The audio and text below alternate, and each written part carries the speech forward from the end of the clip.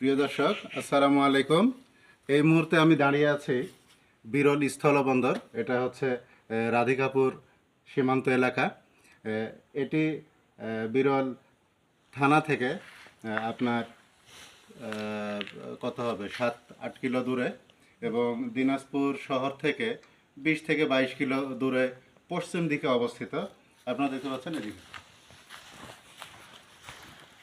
আমরা এই মুহূর্তে আছি যেখানে, সেটা হচ্ছে স্থলবন্দরের এই যে এখানে দেখতে পাচ্ছেন 0 কিলোমিটার, 0 কিলোমিটার এখান থেকে এই যে সামনে গিয়ে এই যে রেল লাইন দেখতে পাচ্ছেন, এই রেল লাইনটি সরাসরি ঢুকে গিয়েছে আপনার ইন্ডিয়াতে।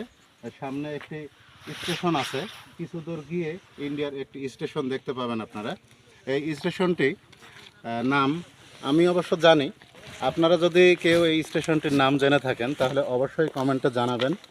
আপনারা এখান থেকে এই যে সামনে কাঁটাতারের বেড়া একটু দূরত্ব মনে হচ্ছে, দেখতে পাবেন আপনারা। আর এখানে দেখতে পাচ্ছেন ইমিগ্রেশনের রুমগুলো এখানে আছে।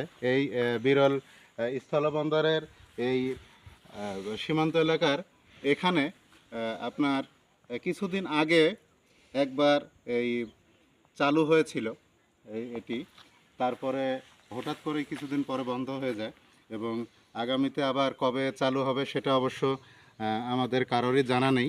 তো আপনাদেরকে এইটুকু শুধু এখানে দেখালাম।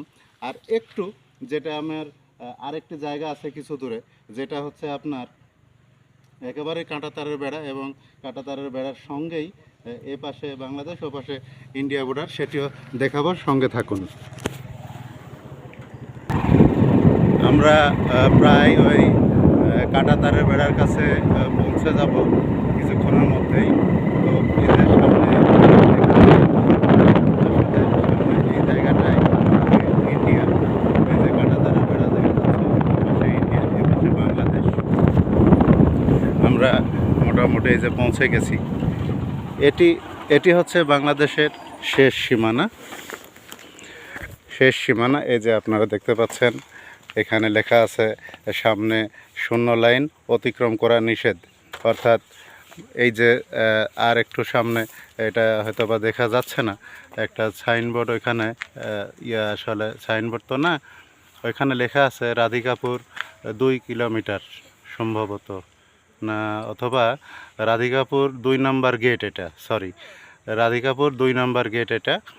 এটি হচ্ছে আপনার এখান থেকে আপনার সম্পূর্ণ যাওয়া নিষেধ। এখানে আবারও দেখাচ্ছি যে লেখাই আছে যে সামনে 0 লাইন অতিক্রম করা নিষেধ। আর এই আপনারা একটু ভালো করে লক্ষ্য করলে দেখতে পাবেন সামনে কাঁটাতারের বেড়া দেওয়া আছে। এটি হচ্ছে আপনার ইন্ডিয়ার এরিয়া। এই যে এটা আপনাদেরকে দেখালাম, এটা ইন্ডিয়ার এরিয়া। তো এখান থেকে আপনার একটি ছোট্ট বিল আছে। এই বিলটা পার হলেই, আমি ইতিপূর্বে বললাম আপনাদেরকে যে সামনে স্টেশন আছে। এই স্টেশনটির নাম জানা থাকলে আপনারা কমেন্ট করে জানাবেন।